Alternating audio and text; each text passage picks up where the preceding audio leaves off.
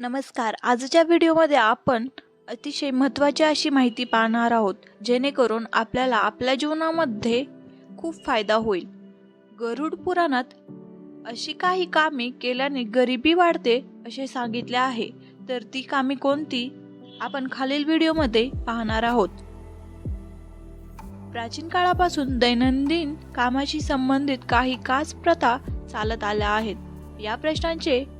या प्रथांचे पालन केल्यास गरिबीतून मुक्ती मिळू शकते आणि अडचणी दूर होतात. गीता प्रेस गोरखपूरद्वारा प्रकाशित संक्षिप्त गरुड पुराण अंकाच्या आचारकांडामध्ये शुभ अशुभ कामांविषयी सांगण्यात आले आहे. आचारकांडांमधील नीतिसार अध्यायाचा वेगवेगळ्या नीतीनुसार येथे जाणून घेऊया.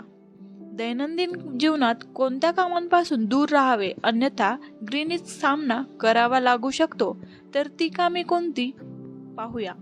पहिले काम. काही लोक दिवसा वेळ न मिळाल्यामुळे रात्री नख कापतात. हा अपशगुन मानला जातो. यासंबंधी अशी मान्यता आहे की रात्री नख कापल्यामुळे घरातून लक्ष्मी निघून जाते आणि दारिद्र्याचे आगमन होते.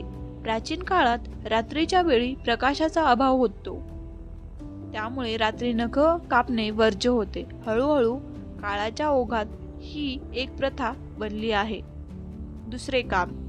ज्योतिषशास्त्रानुसार गुरुवार भाग्यकारक ग्रह बृहस्पती म्हणजेच देवतांच्या ग्रहाचा दिवस आहे. मान्यतेनुसार जे लोक या दिवशी सेविंग करतात यांना भाग्याची साथ मिळत नाही. सेविंग करण्यासाठी रविवार, सोमवार आणि बुधवार, शुक्रवार निर्धारित करण्यात आले आहेत. मंगळवार, गुरुवार आणि शनिवार हे काम करण्यास वर्ज्य सांगण्यात आले आहे. तिसरे काम. दररोज संध्याकाळी तुळशीजवळ दिवा लावावा. असे केल्यास घरामध्ये सुख समृद्धी कायम राहते.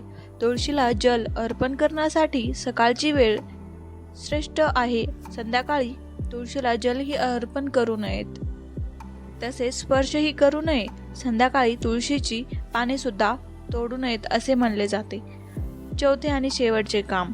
लक्षात ठेवा की संध्याकाळी चुकूनही झाडून काढू नये. असे केल्यास घरातील सकारात्मक ऊर्जा घराबाहेर निघून जाते आणि घरात दारिद्र्य येते. सूर्यास्त होण्यापूर्वीच घर झाडून घ्यावे. तर या नियमांचे पालन करावे. अशाच माहितीसाठी या चॅनलला सबस्क्राईब करा.